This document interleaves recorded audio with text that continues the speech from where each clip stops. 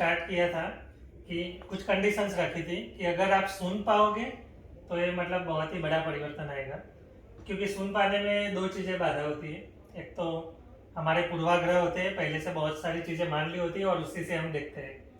तो एक वो कोशिश करने का ट्राई किया था कि किसी चीज़ से कंपैरिजन मत करना। और दूसरी चीज़ कि कोई बहुत बड़ी भूतकाल की पीड़ा होती है तो बार बार वहाँ ध्यान जाता है।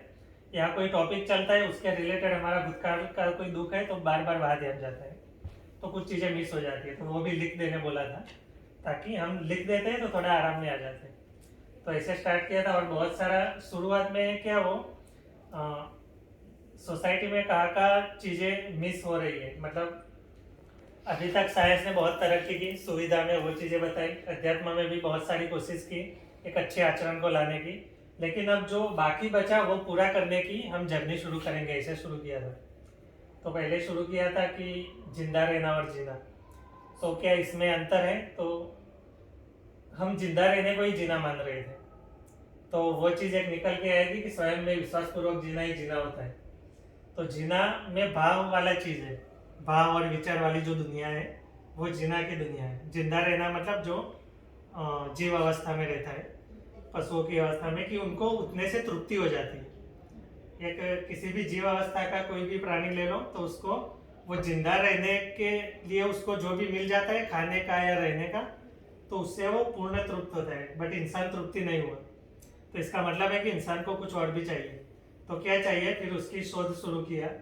तो यहाँ से सर ने प्रस्ताव रखा कि मानव जो भी कुछ करता है सिर्फ और सिर्फ सुख के लिए करता है। तो वो भी एक बड़ा पॉइंट निकला, क्योंकि बहुत बार हमें लगता है कि हम तो परिवार की खुशी के लिए कर रहे हैं, हम तो ये कर रहे हैं। तो वहाँ से एक बड़ी चीज़ निकल के आई कि हमें जो भी हर कोई कर रहा है, और ये सबने खुद में देखा, कोशिश भी की होगी, बहुत सारे एग्जाम्पल भी आए होंगे कि ये केस में मैं कैसे खुश रहने की कोशिश करता हूँ। बट अल्टीमेटली हम वही चाहते हैं कि सुखी रहे, खुश रहे। और वो भी कैसा? निरंतर वाला चाहिए। क्योंकि एक क्षण दुख के लिए भी मेरी स्वीकृति नहीं बनती है। तो मेरी स्वीकृति किसके लिए? कि मैं सुखी हूँ। और ये हर हर किसी के लिए कॉमन निकला। तो फिर उसकी डेफिनेशन निकले कि भाई सुख की व्याख्या क्या है। तो स्वीकृति ही सुख है। ये यहाँ से प्रस्ताव दिया। फिर हमने जांचा कि जहाँ जहाँ मेरी सहज स्वीकृति हुई तो मुझे सुख हुआ। कुछ ऐसे भी एग्जाम्पल निकले होंगे कि कोई घटना घट गई और मुझे स्वीकारना पड़ा लेकिन सुख नहीं हुआ।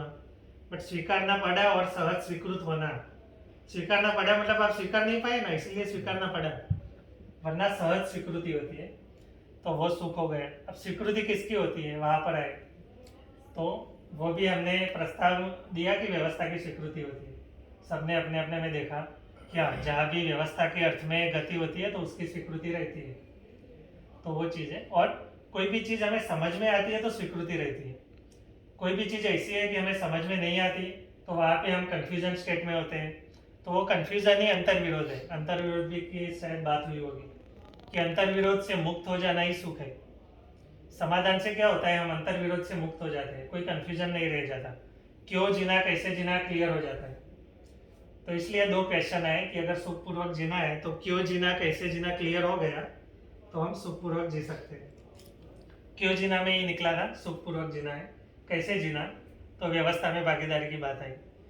तो कैसे जीना तब निकलेगा जब हम पूरी व्यवस्था को समझेंगे। तो व्यवस्था में क्या समझना था? जो सह अस्तित्व है, मतलब हमारे आसपास का, और मैं यानी जीवन क्या है। तो अगर तो जो भी चीज़ हम समझते हैं तो उसके साथ विश्वास पूर्वक जी पाते हैं। ये भी एक चीज़ आई होगी। सपोज कि एग्जांपल दिया होगा कि कोई कंप्यूटर इंजीनियर है, उसको कंप्यूटर का पता है, अगर उसमें कोई फॉल्ट आता है तो वो आश्वस्त रहता है, उसको दुख नहीं होता, वो उसके लिए अपॉर्चुनिटी है, तक है। अगर नहीं आता है तो समस्या है। तो वो चीज़ है कि मानव को अगर समझेंगे तो मानव के साथ विश्वास पूर्वक जी पाएंगे। पूरे अस्तित्व को समझेंगे तो अस्तित्व के साथ विश्वास पूर्वक जी पाएंगे। तो वो जीना हुआ। तो जब खाना, शरीर की जरूरतों को पूरी करना, वो जिंदा रहना हुआ। और जो मन की जरूरत है, निरंतर मन निरंतर सुख के लिए शोधरत है, ऐसा भी कुछ कहा होगा। तो वो मन की जरूरत को पूरा करना, वो जीना हुआ। तो फिर इस बार थोड़ी सीक्वेंस अलग ली है। पहले सह अस्तित्व को समझाया सर ने कि अस्तित्व में क्या है, तो दो ही चीज़ें हैं, इकाई है और व्यापक है। तो ये दो चीज़ों से ही पूरा ये जो ऐश्वर्य बोलते हैं 4 अवस्था बनी है, तो उसमें भी कुछ क्रियाएं बताई कि इकाइयाँ भौतिक क्रिया से और भी मात्रा विधि से कोई पत्थर मणि धातु ऐसे सब एग्जाम्पल दिए हो गए, तो वो सब पदार्थ बने, भौतिक क्रियाओं से पदार्थ बने। तो उसके बाद जो प्राण अवस्था चीज़ बनी, जो पानी और मिट्टी मिलने से उसमें सेल मल्टीप्लिकेशन वाला चीज़ से प्राण अवस्था बनी। फिर प्राण अवस्था से वैसे ये शरीर भी प्राण अवस्था की इकाई है। तो जब जीवन आया तो जीवन के बारे में बताया कि जब जो परमाणु अंश होते हैं तो कोई निश्चित परिस्थिति में ऐसा होता है कि बीच में एक अंश रह जाता है और उसके आसपास 4 जो कक्षा है उसमें 2, 8, 18, 32 इस हिसाब से अंश हो जाते हैं, तो वो एक जीवन ऐसे बनता है। और एक बार बनने के बाद वो निरंतर है, तो वो एक जीवन का प्रस्ताव रखा कि ऐसे एक जीवन इकाई है जो शरीर को चलाती है।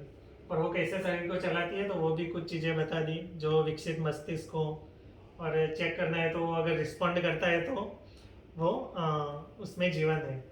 तो जीव अवस्था से जीवन शुरू हुआ। तो जीव अवस्था की आगे की जो है उन सब में शरीर और जीवन दोनों का सहअस्तित्व होता है। और जीव अवस्था का शरीर जीवन क्यों चलाता है? अपने जीने को प्रमाणित करने के लिए, मतलब जिंदा रहने को प्रमाणित करने के लिए, कि वो एक शरीर को चला पाता है। फिर उसका अंतिम सहअस्तित्व का लक्ष्य तो जागृति है, तो उसके लिए ज्ञान चाहिए।